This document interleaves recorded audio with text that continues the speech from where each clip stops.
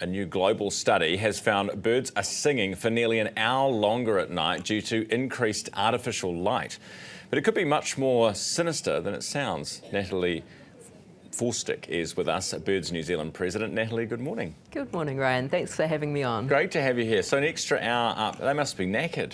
They must be. It's an extra lot of energy that they're putting in. They're busy. They must be doing their bird things, catching food, calling to each other, maybe looking after nests.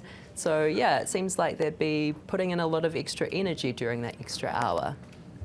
What effect does that have? You know, if I don't get as much sleep, I can't concentrate as well, I might crash the car, you know, are they crashing? Hopefully not, but they definitely might be using up some of those energy reserves and not feeling so well rested the next day.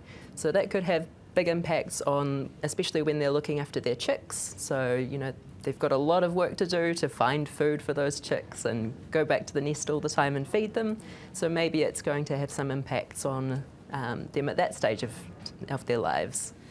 But we also worry about how it might impact nocturnal birds as well. So the studies mostly looked at birds that are usually awake during the day, but we also have a lot of birds that are awake during the night. So seabirds, for example, are often nocturnal, and light at night can be a real impact for them. It can really distract them from where they're going because they rely on the light of the moon or the stars to guide them.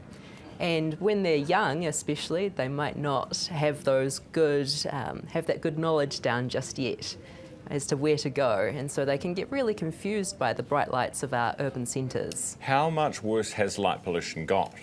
It seems to be steadily increasing as populations increase, but we sort of are seeing an interesting combination of factors where we're aware of the fact that light pollution is an issue, and so there are efforts made to mitigate it. So we're seeing different kinds of lighting being used which have lower frequencies, lower wattages, and that can be really helpful, or even just the use of more directed light for specific purposes rather than just light everywhere all I suppose the the time. thing is, like, we need light because we're humans and we need to be able to see where we're going and on the roads and all that kind of stuff. So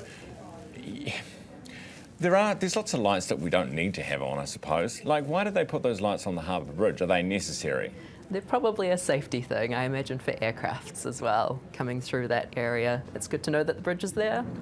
But yeah, we can think about, especially in our own backyards, what kind of extra lights we might have on, thinking about closing the curtains to our house at night, keep the light inside rather than having it illuminating the outside where we don't need it. Would that actually make a difference? Would that be, if everyone closed their curtains at night, it would make a difference? Every little bit helps. Like the blackout? Like the blackout. How do we know they won't just adjust and adapt to this? Yeah, so they probably are doing in some way. So definitely throughout the year, the light period changes. So in summer, we love to benefit from those extra long evenings. Get out to the beach in the evening while it's still light. Birds are probably doing the same and adjusting back during winter.